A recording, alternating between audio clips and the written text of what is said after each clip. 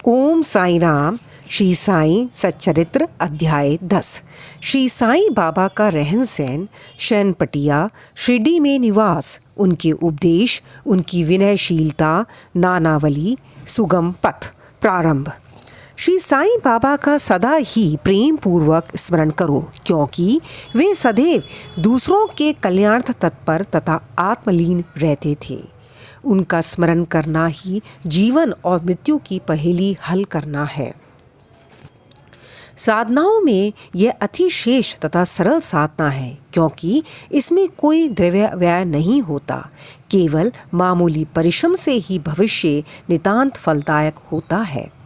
जब तक इंद्रियां बलिष्ठ हैं, क्षण क्षण इस साधना को आचरण में लाना चाहिए। अन्य सब देवी देवता तो भ्रमित करने वाले हैं, केवल गुरु ही ईश्वर है। हमें उनके ही पवित्र चरण कमलों में श्रद्धा रखनी चाहिए। वह तो हर इंसान के भाग्य विदाता और प्रेम में प्रभु हैं। जो अनन्य भाव से उनकी सेवा करेंगे, वह भव सागर से निश्चय ही मुक्ति को प्राप्त होंगे। न्याय अथवा मीमांसा या दर्शन शास्त्र पढ़ने की भी कोई आवश्यकता नहीं है। जिस प्रकार नदी या समुद्र पार करते समय नाविक पर विश्वास रखते हैं, उसी प्रकार का विश्वास हमें भवसागर से पार होने के लिए सद्गुरु पर करना चाहिए। सद्गुरु तो केवल भक्तों के भक्ति भाव की ओर ही देखकर उन्हें ज्ञान और परमानंद की प्राप्ति करा देते हैं। गत अध्याय में बाबा की भिक्षावृत्ति, भक्तों के अनुभव तथा अन्य विषयों का वर्णन किया गया है। अब पाठकगण जाने कि श्री साईं बाबा किस प्रकार रहते, शयन करते और शिक्षा प्रदान करते थे। बाबा का विचित्र बिस्तर। पहले हम ये देखेंगे कि बाबा किस प्रकार शयन करते थे। श्री नाना साहिब डेंगले एक 4 हाथ लंबा और एक हथेली चौड़ा लकड़ी का तख्ता श्री साईं बाबा के शयन के हेतु लाए। तख्ता कहीं नीचे रखकर उस पर सोते। ऐसा ना कर बाबा ने पुरानी चिंदियों से मस्जिद की बल्ली से उसे झूले के समान बांधकर उस पर शयन करना प्रारंभ कर दिया। चिंदियों के बिल्कुल पतली और कमज़ोर होने के कारण लोगों को उसका झूला बनाना एक पहेली सा बन गया। चिंदियाँ तो केवल तख्ते का भी भार सहन नहीं कर सकती थीं, फिर वे बाबा के शरीर का भार किस प्रकार सहन कर सकेंगी। जिस प्रकार भी हो, ये तो राम ही जाने, परंतु ये तो बाबा की एक लीला थी, जो फटी चिंदियों, तख्ते तथा बाबा का भार संभाल रही थीं। बाबा को तख्ते पर बैठे या शयन करते हुए देखना देवताओं को भी दुर्लभ दृश्य था। सब आश्चर्यचकित थे कि बाबा किस प्रकार तख्ते पर चढ़ते होंगे और किस प्रकार नीचे उतरते होंगे। कौतूहलवश लोग इस रहस्य उद्घाटन के हेतु दृष्टि लगाए रहते थे, परंतु ये समझने में कोई भी सफल ना हो सका और इस रहस्य को जानने के लिए भीड़ उत्तरोत्तर बढ़ने लगी। इस कारण बाबा ने एक दिन तख्ता तोड़कर बाहर फेंक दिया। यद्यपि बाबा को अष्ट सिद्धियां प्राप्त थीं, परंतु उन्होंने कभी भी उनका प्रयोग नहीं किया और ना कभी उनकी ऐसी इच्छा ही हुई। वह तो स्वतः ही स्वाभाविक रूप से पूर्णता प्राप्त होने के कारण उनके पास आ गई थी। ब्रह्म का सगुण अवतार।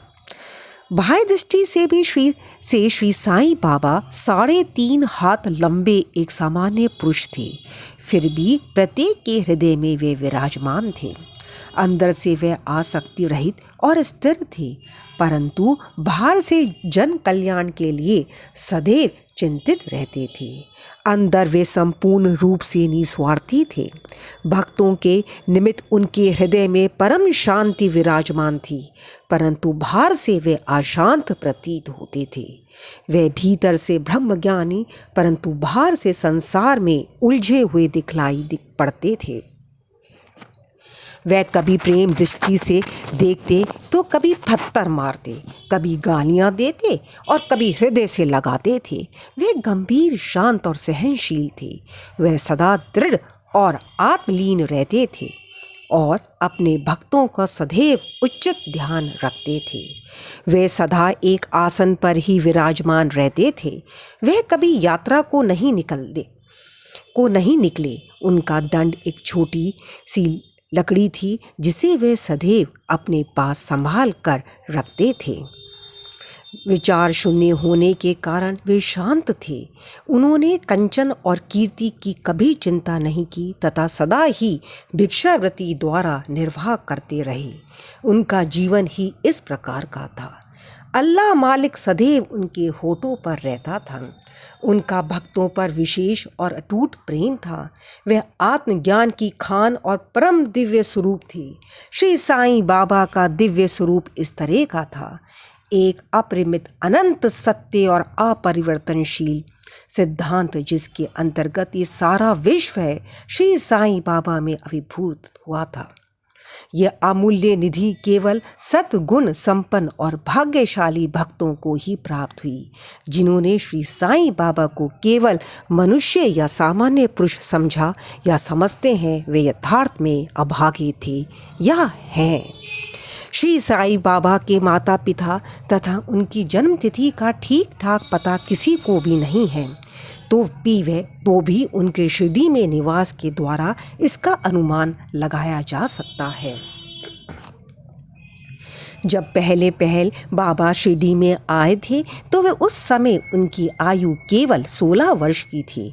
वे शिरडी में 3 वर्ष तक रहने के बाद फिर कुछ समय के लिए अंतर्धान हो गए। कुछ काल के उपरांत वे औरंगाबाद के समीप निजाम स्टेट में प्रकट हुई और चांद पाटिल की बारात के साथ पुनः शिरडी पधारे। उस समय उनकी आयु 20 वर्ष की थी। उन्होंने लगातार 60 वर्षों तक शिरडी में वास किया और सन 1918 में महासमाधि ग्रहण की। इन तथ्यों के आधार पर हम कह सकते हैं कि उनकी जन्मतिथि सन 1838 एडी के लगभग थी। बाबा का ध्येय और उपदेश। 17वीं शताब्दी 1608 से 1681 में संत रामदास प्रकट हुए और उन्होंने यवनों से गायों और ब्राह्मणों की रक्षा करने का कार्य सफलतापूर्वक किया। परंतु 2 शताब्दियों के व्यतीत हो जाने के बाद हिंदू और मुसलमानों में वैमनस्य बढ़ गया और इसे दूर करने के लिए ही श्री साईं बाबा प्रकट हुए। उनका सभी के लिए यही उपदेश था कि राम जो हिंदुओं के भगवान हैं और रहीम जो मुसलमानों का खुदा है, एक ही हैं और उनमें किंचित मात्र भी भेद नहीं है। फिर तुम उनके अनुयायी क्यों पृथक पृथक रहकर परस्पर झगड़ते हो? अज्ञानी बालकों, दोनों जातियां एकता साध कर और एक साथ मिलजुल कर रहो, शांत चित्त से रहो और इस प्रकार राष्ट्रीय एकता का ध्येय प्राप्त करो। कलह और विवाद व्यर्थ है, इसलिए ना झगड़ो और ना परस्पर प्राण घातक ही बनो। सदैव अपने हित तथा कल्याण का विचार करो। श्री हरि तुम्हारी रक्षा अवश्य करेंगे। योग, वैराग्य, तप, ज्ञान आदि ईश्वर के समीप पहुँचने के मार्ग हैं। यदि तुम किसी तरह सफल साधक नहीं बन सकते तो तुम्हारा जन्म व्यर्थ है। तुम्हारी कोई कितनी ही निंदा क्यों ना करे, तुम उसका प्रतिकार ना करो। यदि कोई शुभ कर्म करने की इच्छा है तो सदैव दूसरों की भलाई करो। संक्षेप में यही श्री साईं बाबा का उपदेश है कि उपयुक्त कथनानुसार आचरण करने से भौतिक तथा आध्यात्मिक दोनों ही क्षेत्रों में तुम्हारी प्रगति होगी। सच्चिदानंद सद्गुरु श्री साईं नाथ महाराज। गुरु तो अनेक हैं। कुछ गुरु ऐसे हैं जो द्वार द्वार हाथ में वीणा और करताल लिए अपनी धार्मिकता का प्रदर्शन करते फिरते हैं। वे शिष्यों के कानों में मंत्र फूंकते और उनकी संपत्ति का शोषण करते हैं। वे ईश्वर भक्ति तथा धार्मिकता का केवल ढोंग ही रचते हैं। वे वास्तुतः अपवित्र और अधार्मिक होते हैं। श्री साईं बाबा ने धार्मिक निष्ठा प्रदर्शित करने का विचार भी कभी मन में नहीं किया। दैहिक बुद्धि उन्हें किंचित मात्र भी छूना गई थी, परंतु उनमें भक्तों के लिए असीम प्रेम था। गुरु 2 प्रकार के होते हैं, नियत और अनियत। अनियत गुरु के आदर्शों से अपने में उत्तम गुणों का विकास होता तथा चित्त की शुद्धि होकर विवेक की वृद्धि होती है। वह भक्ति पथ पर लगा देते हैं, परंतु नियत गुरु की संगति मात से द्वैत बुद्धि का ह्रास शीघ्र हो जाता है। गुरु और भी अनेक प्रकार के होते हैं जो भिन्न भिन्न प्रकार की सांसारिक शिक्षाएं प्रदान करते हैं। यथार्थ में जो हमें आत्मस्थित बनाकर इस भवसागर से पार उतार दे वही सद्गुरु है। श्री साईं बाबा उसी कोटि के सद्गुरु थे। उनकी महानता अवर्णनीय है। जो भक्त बाबा के दर्शनार्थ आते उनके प्रश्न करने के पूर्व ही बाबा उनके समस्त जीवन की त्रिकालिक घटनाओं का पूरा विवरण कह देते थे। वह समस्त भूतों में ईश्वर दर्शन किया करते थे। मित्र और शत्रु उन्हें दोनों एक समान थे। वह निस्वार्थी तथा दृढ़ थे। भाग्य और दुर्भाग्य का उन पर कोई प्रभाव ना था। वह कभी संशयग्रस्त नहीं हुए। देहधारी होकर भी उन्हें देह की किंचित मात्र आसक्ति ना थी। देह तो उनके लिए केवल एक आवरण मात्र था। यथार्थ में तो वे नित्य मुक्त थे। वह शिरडीवासी धन्य हैं जिन्होंने श्री साईं बाबा की ईश्वर रूप में उपासना की। सोते जागते खाते पीते वाड़े या खेत तथा घर में अन्य कार्य करते हुए भी वे लोग सदैव उनका स्मरण तथा गुणगान करते थे। साईं बाबा के अतिरिक्त दूसरा कोई ईश्वर वे मानते ही ना थे। शिरडी की नारियां के प्रेम की माधुरी का तो कहना ही क्या है। वह बिल्कुल भोली भाली थीं। उनका पवित्र प्रेम उन्हें ग्रामीण भाषा में भजन रचने की सदैव प्रेरणा देता रहता था। यद्यपि वे शिक्षित ना थीं तो भी उनके सरल भजनों में वास्तविक काव्य की झलक थी। यह कोई विविधता ना थी, वरन उनका सच्चा प्रेम ही इस प्रकार की कविता का प्रेरक था। कविता तो सच्चे प्रेम का प्रकट स्वरूप ही है, जिसमें चतुर श्रोता गण ही यथार्थ दर्शन या रसिकता का अनुभव करते हैं। बाबा की विनयशीलता। ऐसा कहते हैं कि भगवान में 6 प्रकार के विशेष गुण होते हैं, यथा कीर्ति, श्री, वैराग्य, ज्ञान, ऐश्वर्य और उदारता। श्री साईं बाबा में भी ये सब गुण विद्वान थे। उन्होंने भक्तों की इच्छा पूर्ति के निमित्त ही सगुण अवतार धारण किया था। उनकी कृपा दया बड़ी ही विचित्र थी। भक्तों के हेतु वे अपने श्रीमुख से ऐसे वचन कहते जिनका वर्णन करने का सरस्वती भी साहस ना कर सकती। उनमें से यहाँ पर एक रोचक नमूना दिया जाता है। बाबा अति विनम्रता से इस प्रकार बोलते, दासुन दास, मैं तुम्हारा ऋणी हूँ। कैसी विनम्रता है। यद्यपि बाह्य दृष्टि से बाबा विषय पदार्थों का उपभोग करते हुए प्रतीत होते थे, परंतु उन्हें किंचित मात्र भी उनकी गंध न थी और ना ही उनके उपभोग का ज्ञान था। वे खाते अवश्य थे, परंतु उनकी जीवा का कोई स्वाद न था। वे नेत्रों से देखते थे, परंतु उस दृश्य में उनकी कोई रुचि ना थी। काम के संबंध में वे हनुमान सदृश अखंड ब्रह्मचारी थे। उन्हें किसी पदार्थ में आसक्ति ना थी। वे शुद्ध चैतन्य स्वरूप थे, जहाँ समस्त इच्छाएं, अहंकार और अन्य चेष्टाएं विश्राम पाती थीं। संक्षेप में वे निस्वार्थ, मुक्त और पूर्ण ब्रह्म थे। इस कथन को समझने के हेतु एक रोचक कथा का उदाहरण यहाँ दिया जाता है। नानावली। शिरडी में नानावली नाम का एक विचित्र और अनोखा व्यक्ति था। वह बाबा के सब कार्यों की देखभाल किया करता था। एक समय जब बाबा गादी पर विराजमान थे, वह उनके पास पहुंचा। वह स्वयं ही गादी पर बैठना चाहता था, इसलिए उसने बाबा को वहां से हटने को कहा। बाबा ने तुरंत गादी छोड़ दी और तब नानावली वहां विराजमान हो गया। थोड़े समय वहां बैठकर वह उठा और बाबा को अपना स्थान ग्रहण करने को कहा। बाबा पुनः आसन पर बैठ गए। यह देखकर नानावली उनके चरणों पर गिर पड़ा। इस प्रकार अनायास ही आज्ञा दिए जाने और वहाँ से उठाए जाने का कारण बाबा में किंचित मात्र भी अप्रसन्नता की झलक ना थी। सुगम पथ संतों की कथाओं का श्रवण करना और उनका समागम। यद्यपि बाह्य दृष्टि से भी से भी श्री साईं बाबा का आचरण सामान्य पुरुषों के सदृश ही था, परंतु उनके कार्यों से उनकी असाधारण बुद्धिमत्ता और चतुराई स्पष्ट ही प्रतीत होती थी। उनके समस्त कर्म भक्तों की भलाई के निमित्त ही होते थे।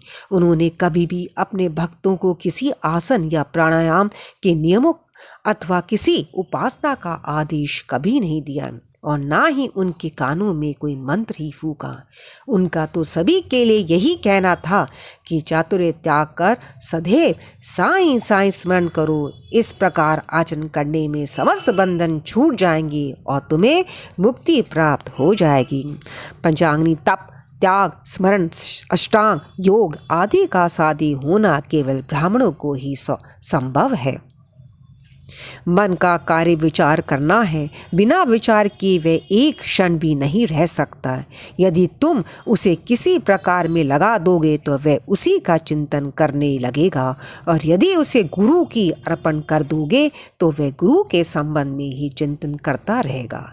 आप लोग बहुत ध्यानपूर्वक साईं की महानता और श्रेष्ठता श्रवण कर चुके हैं। ये कथाएं सांसारिक भय को निर्मूल कर आध्यात्मिक पथ पर आरूढ़ करती हैं।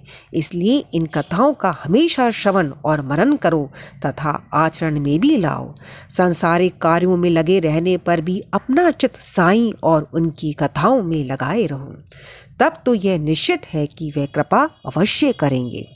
यह मार्ग अति सरल होने पर भी क्या कारण है कि सब कोई इसका अवलंबन नहीं करते। कारण केवल यही है कि ईश कृपा के अभाववश लोगों में संत कथाएं श्रवण करने की रुचि उत्पन्न नहीं होती। ईश्वर की कृपा से ही प्रत्येक कार्य सुचारू एवं सुंदर ढंग से चलता है। संतों की कथा का श्रवण ही संत समागम सदृश है। संत सानिध्य का महत्व अति महान है। उससे दैहिक बुद्धि अहंकार और जन्म मृत्यु के चक्र से मुक्ति हो जाती है। हृदय की समस्त ग्रंथियां खुल जाती हैं और ईश्वर से मिलन हो जाता है। जो चैतन्य घन स्वरूप है, विषयों से निश्चय ही विरक्ति बढ़ती है तथा दुखों और सुखों में स्थिर रहने की शक्ति प्राप्त हो जाती है और आध्यात्मिक उन्नति सुलभ हो जाती है। यदि तुम कोई साधन जैसे नाम स्मरण पूजन या भक्ति इत्यादि नहीं करते, परंतु अनन्य भाव से केवल संतों के ही शरणागत हो जाओ तो वह तुम्हें आसानी से भवसागर के पार उतार देंगे। इसी कार्य के निमित्त ही संत विश्व में प्रकट होते हैं। पवित्र नदियाँ गंगा यमुना गोदावरी कृष्णा कावेरी आदि जो संसार में समस्त पापों को धो देती हैं, वे भी सदैव इच्छा करती हैं कि कोई महात्मा अपने चरण स्पर्श से हमें पावन करे। ऐसा संतों का प्रभाव है। गत जन्मों के शुभ कर्मों के फलस्वरूप ही श्री साईं चरणों की प्राप्ति संभव है। मैं श्री साईं के मोह विनाशक चरणों का ध्यान कर यह अध्याय समाप्त करता हूँ। उनका स्वरूप कितना सुंदर और मनोहर है। मस्जिद के किनारे पर खड़े हुए वह सब भक्तों को उनके कल्याणार्थ उदी वितरण किया करते थे, जो इस विश्व को मिथ्या मानकर सदा आत्मानंद में निमग्न रहते थे। ऐसे सच्चिदानंद श्री साईं महाराज के चरण कमलों में मेरा बार बार नमस्कार है। ओम साईं राम। श्री सद्गुरु साईं नाथार्पणमस्तु। शुभम भवतु। Please like, subscribe and share please.